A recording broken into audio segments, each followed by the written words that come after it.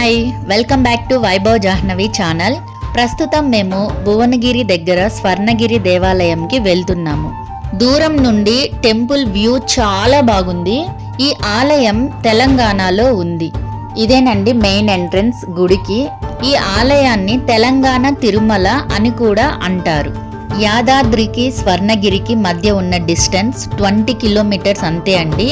So లోపలికైతే enter అయిపోయాము.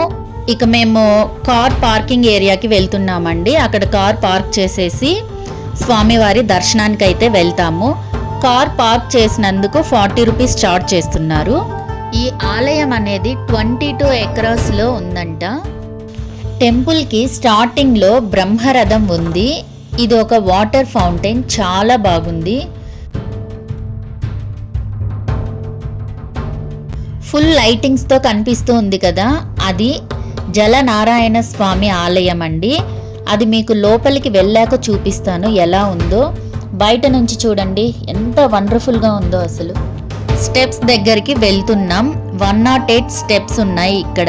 ఈ 108 స్టెప్స్ ఎక్కాలి ఆలయంలోకి వెళ్ళాలంటే. పెద్దవారు స్టెప్స్ ఎక్కలేని వాళ్ళు రైట్లోనే కార్లో వెళ్ళొచ్చు పైకి. స్టెప్స్ ఎక్కే ముందు స్టార్టింగ్లో స్వామివారి పాదాలు ఉన్నాయి. ఎలా అంటే లైక్ అలిపిరి స్టెప్స్ దగ్గర ఉన్న పాదాలు లాగా. సో ఈ పాదాలు దర్శనం చేసుకుని 108 స్టెప్స్ ఎక్కుతారు ఇక్కడికి వచ్చిన భక్తులు. మెట్ల మార్గంలో స్వామివారి దశావతార విగ్రహాలు ఉన్నాయి. అవి చాలా అద్భుతంగా ఉన్నాయి. అది కూడా పాలరాతితో ఉన్నాయి. అవి మత్స్య అవతారము. మత్స్య అంటే చేప. ఈ అవతారంలో విష్ణువు 2 పనులు చేశారు.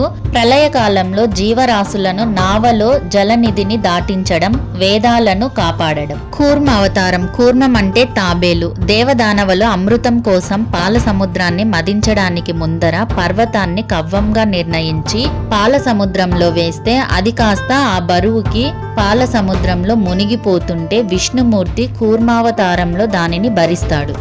వరాహ అవతారము. రాక్షసులతో భయంకరంగా యుద్ధం చేసి వేదాలను రాక్షసుల బారి నుండి రక్షించిన స్వామి. నరసింహ అవతారము. భక్తుని మాటని నిజం చేయడానికి అవతరించిన మూర్తి. వామన అవతారము. బలిచక్రవర్తిని పాతాళానికి పంపించిన స్వామి. పరశురామ అవతారము. అధికార మదాంధులైన క్షత్రియులను శిక్షించిన అవతారమిది. పరశురాముని భార్గవరాముడు, జమదగ్ని అని కూడా అంటారు.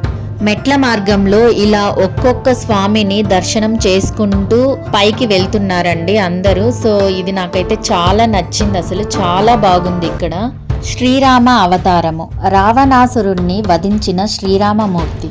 మెట్ల మార్గంలో 2 సైడ్లో కూడా గ్రీనరీ ఉందండి. అది నాకు చాలా నచ్చింది అసలు. బలరామ అవతారము. ఈ అవతారము 8వ అవతారం అండి. కృష్ణ అవతారము. గీతోపదేశం ద్వారా అర్జునుడికి సత్య దర్శనం చేసి కురుక్షేత్ర మహాసంగ్రామాన్ని ముందుకు నడిపించాడు. కల్కి అవతారము. మెట్ల మార్గం నుండి పైకి ఎలా చేరుకుంటామో అది మాత్రమే నేను మీకు ఇప్పుడు చూపించానండి. ఆ మార్గంలో ఉన్న దశావతారాలు చూపించాను. సో పైన ఆలయం ఎలా ఉంది అనేది నెక్స్ట్ వీడియోలో మీకు చూపిస్తాను. Thanks for watching.